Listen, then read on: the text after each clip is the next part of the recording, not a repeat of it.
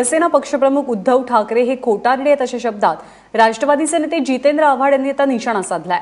ठाण्यासंदर्भात उद्धव ठाकरेंनी केलेल्या घोषणांच्या बाबतीत ते बोलत होते।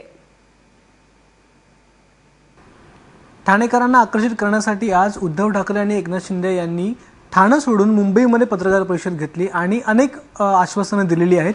या आश्वासनांवर आता अनेक राजकीय प्रतिक्रिया उमटायला लागलेल्या आहेत, कारण की यातली अनेक आश्वासनं ही जुनी आहेत, त्याचबरोबर दुसऱ्यांचं श्रेय लाटण्याचा प्रयत्न करतात असं देखील आता आरोप होतोय। आपल्याबरोबर जितेंद्र आव्हाड सर, आपण त्यांना विचारूया।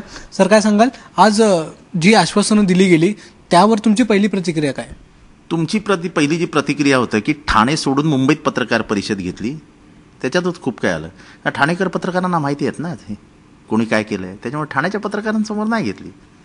म्हणजे उद्धव ठाकरे बोललेच ना, मी अनभिज्ञ आहे, मला काय माहीत नाही। मी उद्धव ठाकरेंना सांगू इच्छितो की शाही धरण 2002 साली 3 साली मिळालं। फक्त तुमच्या लोकांनी टक्केवारी मिळणार नाही, महाराष्ट्र शासन ते बांधणार, टेंडर ते काढणार, पैसे आम्ही देणार म्हणून हे धरण नाकारलं आणि म्हणून हायकोर्टाने परवा झापलं की ठाण्याचा मराठवाडा होईल। 15 वर्षात तुम्ही धरण नाही दिले, 3 निवडणुका गेल्या तुमच्या। आता तुम्हाला धरणाची आठवण आली कारण का हायकोर्टाने तुम्हाला झापलं आणि ते फक्त आणि फक्त तुमच्या टक्केवारीमुळे ते धरण लांब गेलं।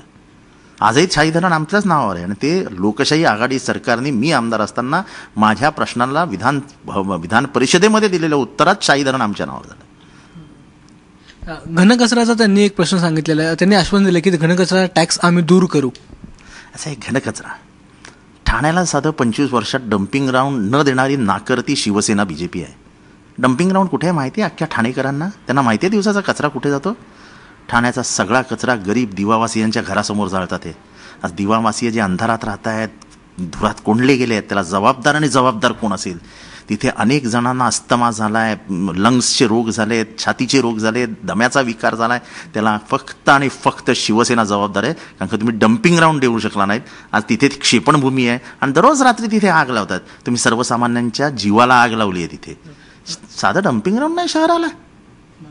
एक त्यांनी आणखीन आश्वासन दिले ते म्हणजे खारेगावच्या त्या चौपाटीचं आणि सेंट्रल पार्कचं, ते देखील आयुक्तांनी काही दिवसापूर्वी उद्घाटन केलं होतं। हा प्रश्नच नाही की चौपाटी जर खरं 100% श्रेय जर कोणाला द्यायचं असेल आजच्या परिस्थितीत तर ते जयस्वालांनाच द्यावं लागेल।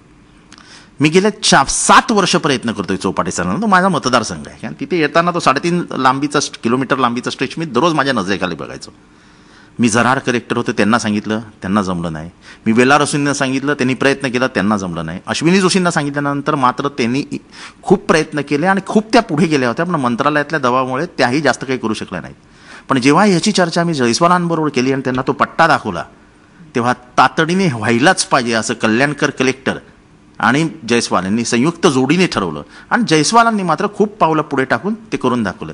शिवसेनेचा चौपाटीशी च म्हणून संबंध नाही, शिवसेनेचा धरणाशी ध म्हणून संबंध नाही आणि म्हणूनच त्यांनी ठाण्यात पत्रकार परिषद घेतली नाही। त्याचं कारण हे सगळं सांगितलं असतं तर हा सगळा इतिहास उघड झाला असता आणि कदाचित जे शिवसैनिक उद्धव ठाकरेंना अंधारात ठेवून गेम वाजवतात, उद्धव ठाकरेंना कळलं असतं की यांचं कामच नाही, भलत्याचंच काम आहे, आपल्या नावावर घेत आहेत।